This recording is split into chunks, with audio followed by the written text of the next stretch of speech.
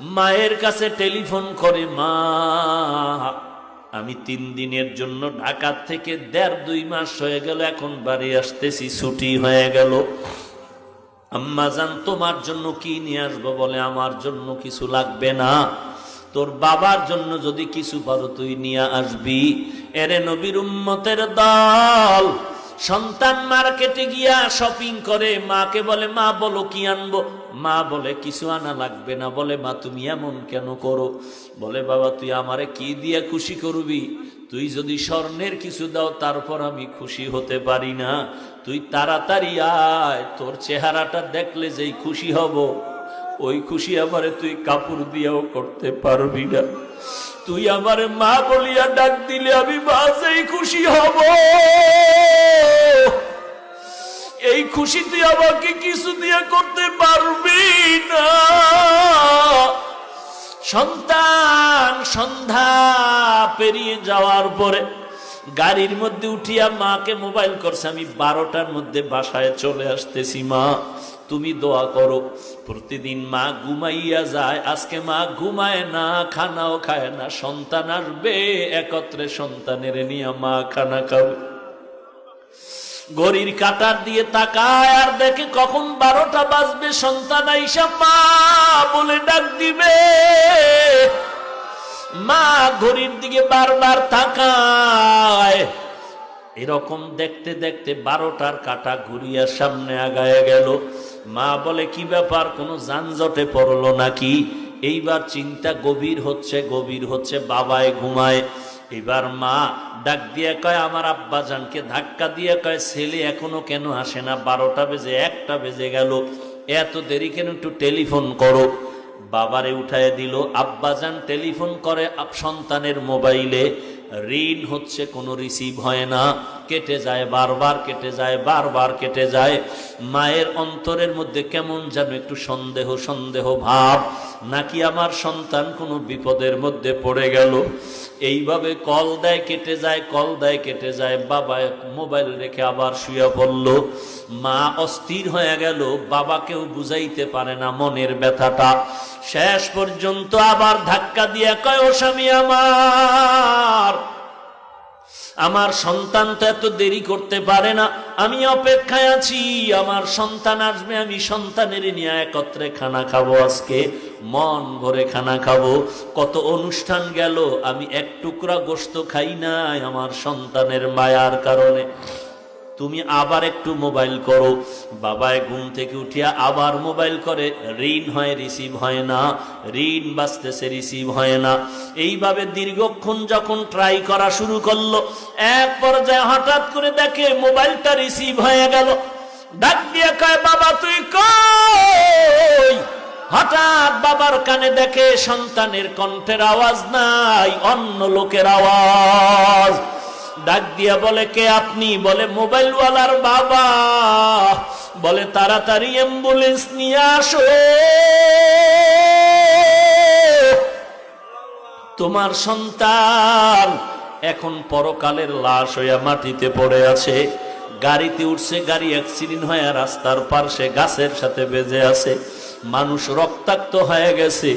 বাবায় মোবাইলটা ফালায় বেউসায় বিছানায় পড়ে গেল। মা বলে কি খবর আমার সন্তানের? বলে তোমার সন্তানের অবস্থা খারাপ। মা এমন একটা চিৎকার দিয়া রাস্তায় বের হইয়া ঘরের দরজা দিয়ে চিল্লায় বলে, তোরা কে কোথায় আছো? আমার সন্তানের একটু আগায় আনতে আমি যাই।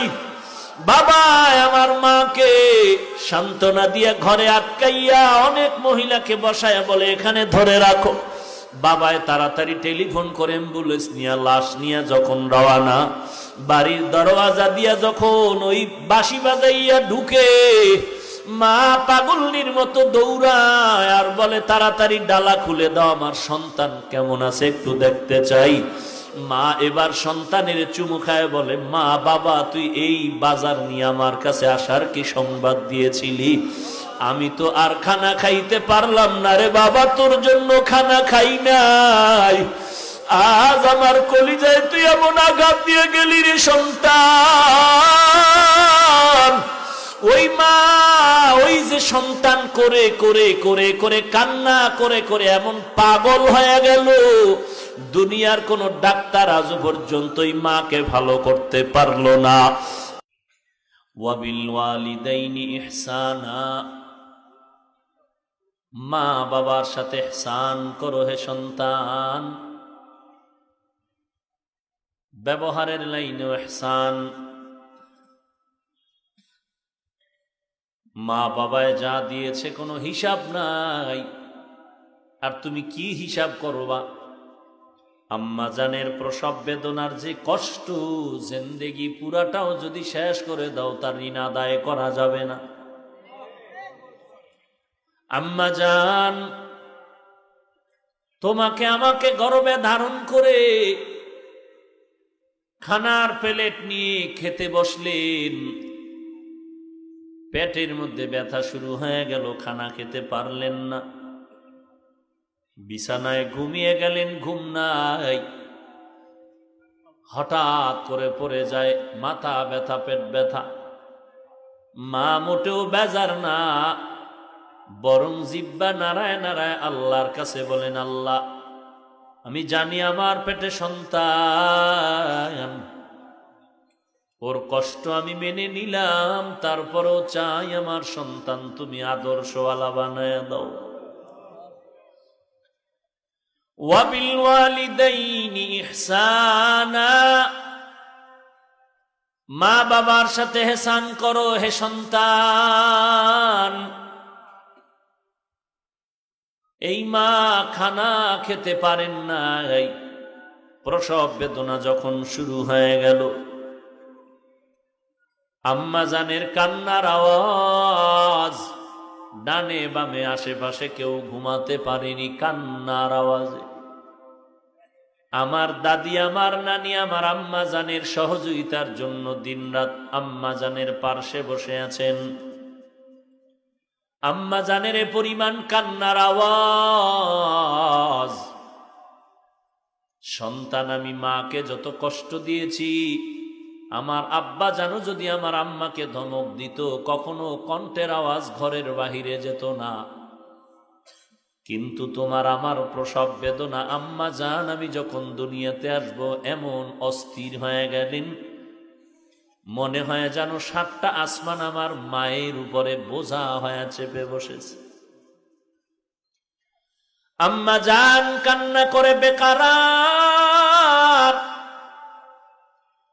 একদিন না এক রাত না কত রাত চলে গেল, কান্না চলতেছে, বেদনা চলতেছে। এক পর্যায়ে আমার আম্মা মায়ার কান্না দিয়ে বলে, আমার স্বামী কোথায়, একটু দেখা করায় দাও। আমার আব্বা জান যখন আম্মা জানের কিনারায় হাজির, আব্বা জানের হাত ধরে সবাইকে বের করে দিলেন, আপনারা বের হয়ে যান, আমি আমার স্বামীর কাছে একটু কথা বলে যাই। আমার মা আমার আব্বা জানের হাত ধরে কান্না করে বলে, স্বামী আমাকে মাফ করে দাও, তোমার ঘরে এসে যেই পরিমাণ খেদমত করার দরকার ছিল ওই পরিমাণ করতে পারিনি। আজ আমার বিদায়ের কান্নার আওয়াজ, মনে হয় আমার জীবন আর বাঁচবে না। তুমি আমার উপরে কোনো কষ্ট নিবা না, মাফ করে দাও। কারণ আমি বুঝতেছি এই অবস্থায় কত নারী বাচ্চা প্রসবকালে পৃথিবীর থেকে চিরবিদায় হয়ে গেছে। আমি সহ্য করতে পারি না যেন 7 আসমান আমার মাথার উপরে বোঝা হয়ে আছে। আম্মা জানের করুণ কান্নায় আমার আব্বা যেন হাউ মাউ করে কান্না করে। আম্মা জানের সান্ত্বনা দিয়া কয়, বিবি তুমি কাঁদবা না, ধৈর্য ধারণ করো, আল্লাহ পাক যেন আসানের ব্যবস্থা করে দেয়। এরে নবীর উম্মত, আম্মা জানের গর্ভ থেকে যখন তুমি আমি পৃথিবীতে আগমন করতেছি, আম্মা জান বেউস, কোনো খবর নাই। আমার দাদি নানি আমাকে ধরে পরিচ্ছন্ন করে আম্মাকে ডেকে বললেন, একটু তাকায় দেখ ফুটন্ত গোলাপ। আম্মা জানেন এত কষ্ট, হঠাৎ করে যখন একটা নজর দিছে মনে হয় যেন 7 আসমানের বোঝাটা হালকা হয়ে গেছে। আমার দাদি নানি কয়, তাড়াতাড়ি বাচ্চাটারে দুধের ব্যবস্থা করে দাও। আমাকে ধরে আম্মা জান দুধ দেয়, আমি খাইতে পারি না, গাল বেয়ে পড়ে যায়। আবার আমি দুধ পাই না। আব্বা জান দৌড়ায় গেলেন, ডাক্তার সাহেব আমার বাচ্চা দুধ পায় না, তাড়াতাড়ি ঔষধের ব্যবস্থা করে দাও। এরে যুবক সন্তান, ওই মা বাবার তুমি ঋণ কি করে আদায় করো বা কিসের তুমি হিসাব করো? প্রয়োজন অনুযায়ী দিতে থাকো, কোনো হিসাব নাই। এর নাম হলো ইহসান। অন্তর ভরে দাও। ওই মা বাবা যে জীবনে কষ্ট করেছেন তা চিন্তা করলেও চোখের পানি ধরে রাখা যায় না। আমি অসুস্থ হয়ে গেছি, রাতের গভীর, হঠাৎ করে দেখি আমার ঘরে বাতিও জ্বলে না, আমার মাথার কিনারায় শুধু আমি অসুস্থ একটা বাতি জ্বলতেছে। আমি একটু নজর ঘুরায় দেখি রাত্র বেশি হয়ে গেছে, আমার আব্বাও ঘুমায়, আমার ভাই বোনেরাও ঘুমায়, কিন্তু আমার মা মাথার কিনারায় বসে আমাকে পাহারা দিতেছে। আমার মাকে বললাম, মা বাবায় ঘুমায় গেল, তুমি কেন ঘুমাও না? মা চোখের পানি ছেড়ে বলে, রে সন্তান, আমি যদি ঘুমায় পড়ি, তুই যদি অসুস্থ অবস্থায় মা বলে ডাক দাও, আর আমি যদি জবাব দিতে না পারি, তোর থেকে আমি মা কষ্ট পাবো অনেক বেশি। আমি যতবার চেষ্টা করি ঘুমের জন্য, চোখে ঘুম আসে না। আমি তোকে পাহারা দেওয়ার জন্য রাত কাটায় দিতেছি, তুই আরামে একটু ঘুমা। এরে নবীর উম্মতের দল, এখানে এমন আল্লাহর বান্দারা বসে আছেন, অনেকের মা নাই, অনেকের বাবাও নাই। ওই অন্ধকার কবর থেকে দোয়ার অপেক্ষা আছে, কখন তুমি অন্তর ভরে দুফোঁটা চোখের পানি ছেড়ে মায়ের জন্য দোয়া করো বা বাবার জন্য দোয়া করো। তুমি যখন মেট্রিক পরীক্ষা দিতেছিলা, তোমার কি জানা আছে মা রাতের বেলা ঘুমায় নাই? তুমি যখন দাখিল পরীক্ষা দিতেছিলা, তুমি কলেজে পড়ো, পরীক্ষা, মা রাতের বেলা যায় নামাজ বিছাইয়া তোমার জন্য কলিজা ভরে দোয়া করেছে, আর বলেছেন, আল্লাহ আমার ছেলেটার আমি ডাক্তার বানাতে চাই, ইঞ্জিনিয়ার বানাতে চাই, তুমি আমার ছেলেটার পরীক্ষায় কামিয়াবি দান করে দাও। তুমি দুনিয়াতে ধনী হও, যাই হও না কেন, যারা সম্মানের চেয়ারে বসে আছো, মা বাবার দোয়া ছাড়া তুমি এই সম্মানের চেয়ারে বসতে পারো নাই। সারা দুনিয়ার মানুষ জানে বাইজিদের নাম। যে একটি গ্লাস পানির খেদমত করে মায়ের দোয়ায় বাইজিদ গোটা দুনিয়াতে দামি হয়ে গেল। একটি গ্লাস পানির ফলে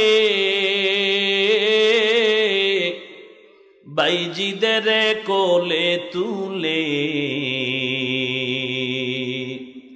হাত তুলে মা বলে বাইজিদকে ওলি বানাও, হাত তুলে মা বলে বাইজিদকে ওলি বানাও। মায়ের দোয়া লও হে মুমিন, মায়ের দোয়া লও, মায়ের দোয়া লও হে মুমিন, মায়ের দোয়া লও। বিপদে পড়বে না তুমি যখন যেথায় যাও, বিপদে পড়বে না তুমি যখন যেথায় যাও। মায়ের দোয়া লও হে মুমিন, মায়ের দোয়া লও। মায়ের দোয়া লও হে মুমিন মায়ের দোয়া লও যাহা কিছু হও না কেনে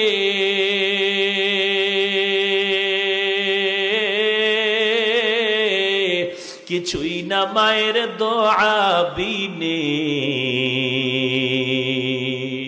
বাস্তবে না বুঝে মনে কইরো না যে ফাও বাস্তবে না বুঝে মনে করো না যে ফাও মায়ের দোয়া লও হে মুমিন মায়ের দোয়া লও মায়ের দোয়া লও হে মুমিন মায়ের দোয়া লও বিপদে পড়বে না তুমি যখন যেথায় যাও বিপদে পড়বে না তুমি যখন যেথায় যাও মায়ের দোয়া লও হে মুমিন মায়ের দোয়া লও মায়ের দোয়া লও হে মুমিন মায়ের দোয়া লও মায়ে যখন দোয়া করে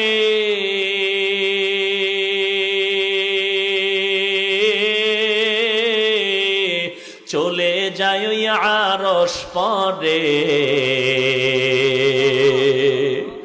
মায়ে যখন দোয়া করে চলে যায় ওই আরশ পর তুমি যখন যেথায় যাও মায়ের দোয়া লও হে মুমিন মায়ের দোয়া লও মায়ের দোয়া লও হে মুমিন মায়ের দোয়া লও যার কারণে বাইজিদেরই না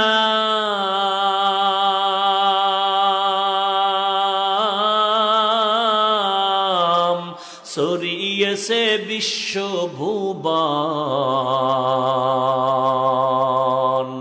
ছোট্ট শিশু বাইজিরেরই মতো সবাই হাও ছোট্ট শিশু বাইজিদেরই মতো সবাই হাও মায়ের দোয়া লও হে মুমিন মায়ের দোয়া লও মায়ের দোয়া লও হে মুমিন মায়ের দোয়া লও বিপদে পড়বে না তুমি যখন যেথায় যাও বিপদে পড়বে না তুমি যখন যেথায় যাও মায়ের দোয়া লও হে মুমিন মায়ের দোয়া লও মায়ের দোয়া লও হে মুমিন মায়ের দোয়া লও খিদমতে মা দর পে দর কুন সুবহ শাম তাকে বাঁশি দর্দ আলম নে কো নাম খিদমতে মা দর পে দর কুন ইখতিয়ার তাকে বাঁশি দর্দ আলম বখতিয়ার এরে নবীর উম্মতের দল ওই মা যার দুনিয়ায় নাই তোমার নামের শেষে একটা শব্দ লাগানো আছে পয়গম্বরের পক্ষ থেকে তুমি এতিম এতিমের দাম কত জানো আমার মায়ার নবী রহমাতুল লিল আলামিন দুনিয়াতে এসে আব্বাকে আব্বা বলে ডাক দিতে পারেননি কেমন মায়ার নবী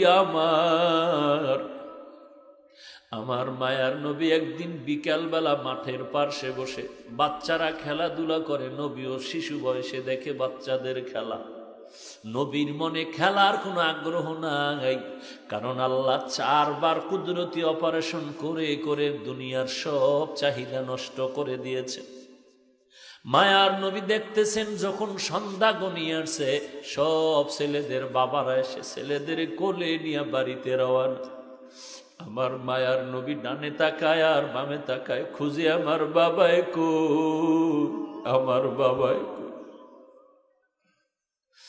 আমার নবী চোখের পানি ছেড়ে কান্না করেন এই ছেলেদের বাবা আছে আমার বাবাই কই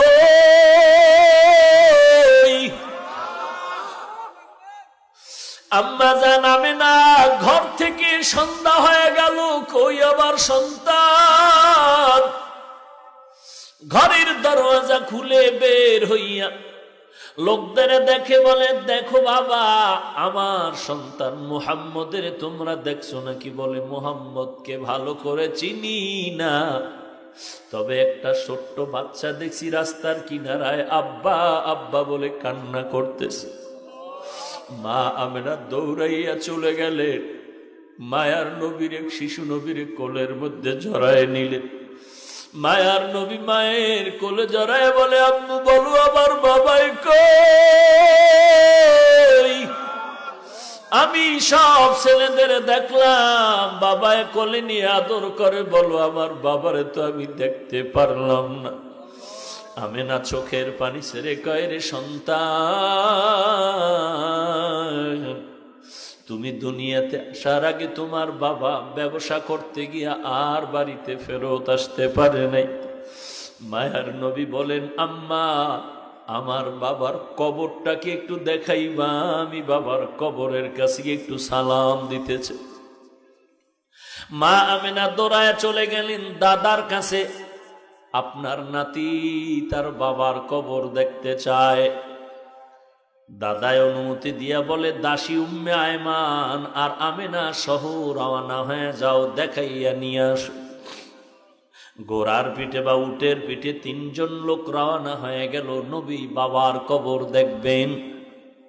যাইতে যাইতে বাবার কবরের কিনারায় গিয়া মা আমেনা ডাক দিয়া কয়, সন্তান ওই গাছের নিচে তোর বাবার কবর।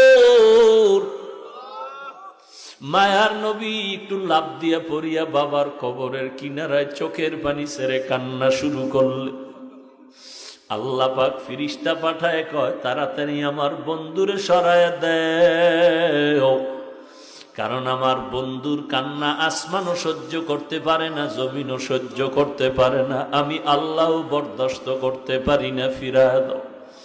মায়ার নবী কান্না করে বিদায় বেলা যখন রওনা হয়, কিছু দূর যাওয়ার পরে মা আমেনা বলে, এই উম্মে আয়মান দাসী বাহনটাকে থামাও, আমার পেটে ব্যথা শুরু হয়ে গেছে। মা আমেনা মাটিতে পড়ে গেলেন, ছটফট করে আর চোখের পানি ছেড়ে কান্না করে শেষ বিদায়ের বেদনা শুরু হয়ে গেছে। ডাক দিয়া কয়, দাসী উম্মে আয়মান, আমার কলিজার টুকরা সন্তানটার একটু আমার বুকের উপরে উঠায় দাও। মায়ার নবীর জড়ায় বলে, বাবা চির বিদায়ের সালাম, আর বুঝি দেখা হবে না রে সন্তান। বাবার কবর দেখতে গিয়া আজ মাকেও তুমি হারিয়ে এতিমের মতো বাড়িতে যাইবা। মায়ার নবী কান্না করেন, ও মা, আমি কার কাছে গিয়ে একটু মায়ের আশ্রয় নিব, আদর নিব? মা আমেনা ওখানে কান্না করে করে এখানে বিদায় হয়ে গেলেন। এইবার দুইজন মানুষ, দাসী উম্মে আয়মান আর আমার নবী রওয়ানা।